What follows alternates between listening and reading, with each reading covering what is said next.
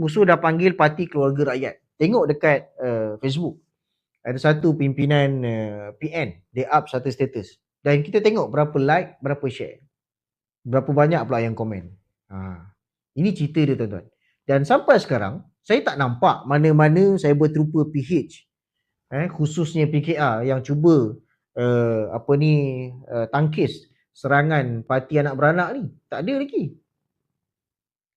Saya cuba melihat. Saya cuba tengok dan saya cuba baca. Setakat malam sebelum saya buat live tadi, saya tak nampak. Saya tak nampak lagi cyber trooper yang cuba menjawab isu nepotism ini. Sebab itu kita katakan dalam kita menyuarakan pandangan ini, kita kena melihat pelbagai sudut. Itu saja. Orang-orang talented dalam PKR cuba disingkirkan. Itu yang berlaku lah kan.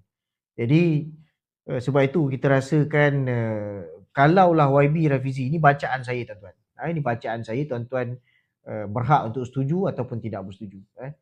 Penyingkiran YB Rafizi ni dia masuk ni, dia just nak celebrate saja. Dia just nak celebrate, dia melengkapkan satu puzzle kan. Dia melengkapkan complete puzzle, okay, just a piece, satu keping, YB Rafizi ditampalkan situ dan dia orang nak make a history. Jadi sebab itu saya katakan jangan meletakkan YB Rafizi sepatutnya tidak perlu meletakkan diri dia di situ supaya game itu menjadi cacat. Supaya sejarah mencatatkan bahawa pemilihan 2025 cubaan kumpulan tertentu yang nak kenakan YB Rafizi menjadi cacat. Sebab bila melihat semua ni, YB Rafizi memilih untuk tidak menyertai pasukan itu. Itu je.